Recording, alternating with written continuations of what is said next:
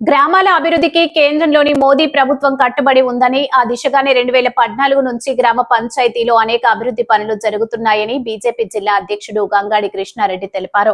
Karimnagar rural మండలం చామనపల్లిలో బుధవారం రోజున రూరల్ బీజేపీ ముఖ్య నేతల సమావేశం జరిగింది. ఈ సమావేశానికి ముఖ్య అతిథిగా హాజరైన ఆయన మాట్లాడుతూ, ఈ పంచాయతీ ఎన్నికల్లో ఓటేసి ముందు గ్రామ ప్రజలందరూ ఒక్క క్షణం ఆలోచించి ఓటేయాలని కోరారు. అసలు పంచాయతీ ఎన్నికలు ఎందుకోసం జరుగుతున్నాయి, ఏం ఆశించి మనమంతా ఓట్లేసి గెలిపిస్తున్నామనే విషయంపై ఆలోచించాల్సిన అవసరం ఉందన్నారు. మన ఊరిని అభివృద్ధి చేసి మన ఊరి సమస్యలను పరిష్కరించి మనకు కష్టం వస్తే నేనున్నా అని అండగా నిల్చోటెల్లో గెలిపించుకుంటేనే గ్రామాల పరిస్థితి మారుతుందని తెలిపారు. ఈ కార్యక్రమంలో కరీంనగర్ రూరల్ బీజేపీ మండల అధ్యక్షుడు మాడిశెట్టి సంతోష్ కుమార్ ఆధ్వర్యంలో చామనపల్లి గ్రామంలో ప్రెస్ మీట్ కార్యక్రమానికి ముఖ్య అతిథిగా బీజేపీ జిల్లా అధ్యక్షులు గంగాడి కృష్ణారెడ్డి రావడం జరిగింది. ఈ కార్యక్రమంలో పాల్గొన్న నాయకులు జిల్లా ప్రధాన కార్యదర్శి తాళ్లపల్లి శ్రీనివాస్ గౌడ్, బీజేపీ ఫస్ట్ జిల్లా మండల నాయకులు దాసరి రమణారెడ్డి, మురిగంటి కుమార్, దూడం శ్రీనివాస్, గుర్రం కమలాకర్ రెడ్డి, అమరేందర్ రెడ్డి, పంది శ్రీనివాస్, రాఘవేందర్ రెడ్డి, ఆవుల సునీల్, సాయిలు, మహేందర్, నేరెళ్ల సృజన్, మహేష్, వికాస్, కనకరాజు, మహేందర్, ప్రభు, సంజీవ్, నగేష్, గణేష్, నాగభూషణం, అజయ్, సంజీవ్ తదితరులు పాల్గొన్నారు.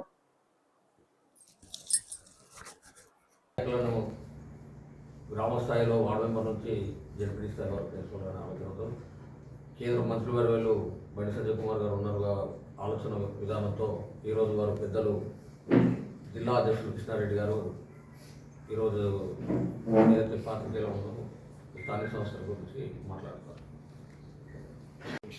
గత అనేక రోజులుగా ఈ స్థానిక సంస్థల ఎన్నికలు ఇప్పుడు అప్పుడు అని చెప్పి లాస్ట్కు చివరికి హైకోర్టు జోక్యం చేసుకునే పరిస్థితి వచ్చిన, లేదా బీసీ రిజర్వేషన్ల పేరు మీద అనేక కారణాలు చెప్పి వాయిదా వేస్తూ వచ్చినటువంటి ఈ రాష్ట్ర ప్రభుత్వం ఎట్టకేలకు రేపటి నుంచి ఈ సర్పంచ్ ఎన్నికలకు పోవడానికి భయంగా ముందుకు రావడం జరిగింది.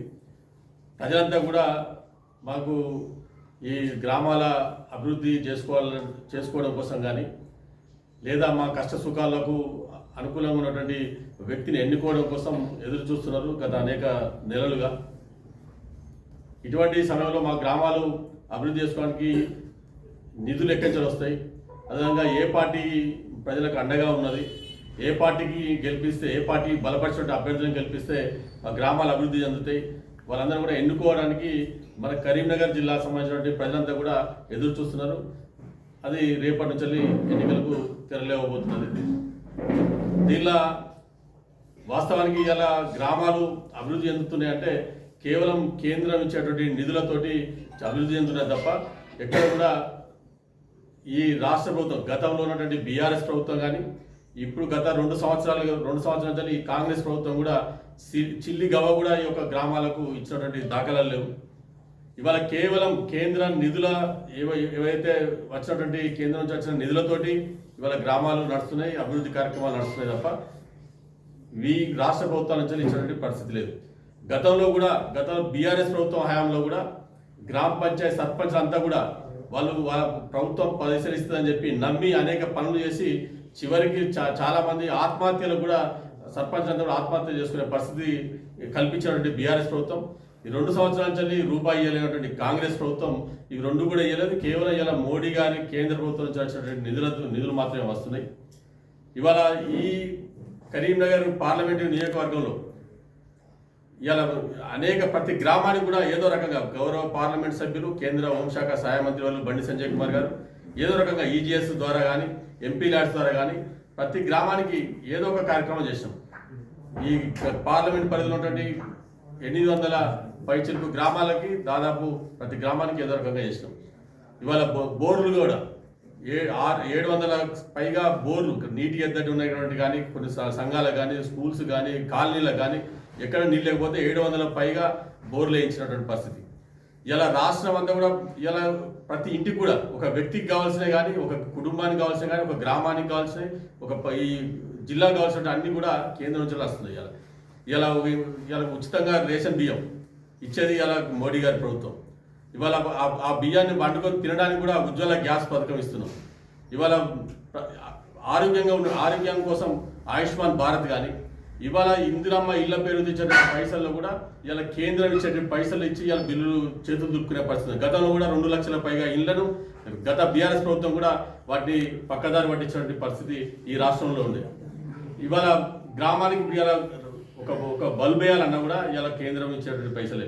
ఇవాళ సీసీ రోడ్లు కానీ మురికాలు కానీ చివరికి శ్మశానానికి పోతే శ్మశాన వాటికలు కూడా ఇలా కేంద్రం ఇచ్చేటువంటి నిధుల ద్వారానే ఉన్నాయి తప్ప ఎక్కడ కూడా లేదు. ఇవాళ రోడ్ల విషయాలు కూడా గ్రామీణ సడక్ యోజన పేరుగా కానీ సిఆర్ఐఎఫ్ నిధులు, సిఆర్ఐఎఫ్ కూడా ఈ 17 పార్లమెంట్లో అత్యధికంగా దాదాపు సుమారు 600 కోట్ల వరకు ఈ యొక్క కరీంనగర్ పార్లమెంటుకు తీసుకురావడం జరిగింది. ఇలా మొన్న 170 కోట్ల పైగా మొన్నటి ప్రకటించినటువంటి దానిలో కూడా మన కరీంనగర్ పార్లమెంటుకు నియోజకవర్గానికి రావడం జరిగింది. ఇవాళ ఈ గత అనేక సంవత్సరాలుగా మన కరీంనగర్ రూరల్ నుంచి కానీ చొప్పాని ప్రాంతం నుంచి కరీంనగర్ పోవాలంటే అక్కడ రైల్వే తేలుగుంటపల్లి దగ్గర రైల్వే క్రాస్ చేయాలంటే గంటల కొద్దీ అనేక మంది రోగులు కానీ చాలా మంది ప్రజలు ఇబ్బంది పడేటువంటి పరిస్థితి. ఇవ్వాల్సిన డబ్బులు ఇయ్యని కారణంగా, వాళ్ళ వాటా ఇయ్యని కారణంగా గత అనేక సంవత్సరాలుగా పెండింగ్లో ఉన్నది. దాన్ని వాళ్ళ రాష్ట్ర ప్రభుత్వం వాళ్ళ దగ్గర పైసలు ఇచ్చే పరిస్థితి లేదని చెప్పి మొత్తం పూర్తిగా కేంద్ర నిధులతో సుమారు 150 కోట్ల రూపాయలతోటి ఇవాళ రైల్వే ఓవర్ బ్రిడ్జ్ నిర్మాణం కూడా జరుగుతున్నది. ఇవాళ ఈ రకంగా అంతేకాదు ఇవాళ పేద ప్రజలు చదువుకున్నటువంటి ప్రభుత్వ స్కూళ్ళలో ఇలా 10th చదివేటువంటి విద్యార్థులందరూ కూడా 20,000 సైకిళ్ళు, ఈ పార్లమెంట్ పరిధిలో 20,000 సైకిళ్ళు 10వ తరగతి చదువుతున్నటువంటి విద్యార్థులకు పంపిణీ చేయడం జరిగింది. అంతేకాదు మొన్న ఈ తల్లిదండ్రుల మీద, పేద తల్లిదండ్రుల మీద భారం పడద్దని చెప్పి 10వ తరగతి చదువుతున్నటువంటి పేద విద్యార్థులందరూ కూడా ఎగ్జామినేషన్ ఫీజు అందరికీ కూడా బండి సంజయ్ కుమార్ గారు వారి యొక్క వేతన అకౌంట్ నుంచి చెల్లించడం జరిగింది. ఇవాళ చాలామంది కంపెనీకి సంబంధించి వాళ్ళని ఏదైతే సిఎస్ఆర్ ఫండ్స్ నుంచి మొన్న కూడా మనం చూసినాం. ఇలా ప్రభుత్వ హాస్పిటల్స్కి అనేకమైన కోట్ల రూపాయల పరికరాలు ఇవ్వడం జరుగుతుంది. మొన్ననే ఇలా హుజరాబాద్లో కానీ, జమ్మికుంటలో కానీ, ఉస్నాబాద్లో కానీ, వేములవాడలో మొన్ననే ఏదైతే వారి పరికరాలను ప్రారంభించడం కూడా జరిగింది. అధునాతనమైనటువంటి పరికరాలు, ప్రైవేట్లో కూడా లేనటువంటి పరికరాలను ఇవ్వడం జరిగింది. ఈ రకంగా అనేకమైనటువంటి ఫండ్స్ తీసుకురావడం జరుగుతున్నది.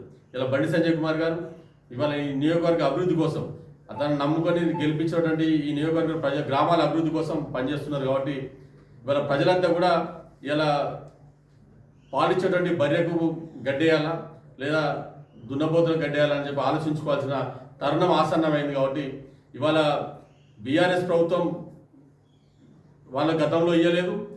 ఉన్నటువంటి ఎమ్మెల్యేలు, ఇక్కడ ఉన్నటువంటి ఎమ్మెల్యే కూడా ఆయన చేతులకు ప్రత్యేకమైన నిధులు లేవు, ఆయన రూపాయి ఇచ్చే పరిస్థితి కూడా ఉండదు.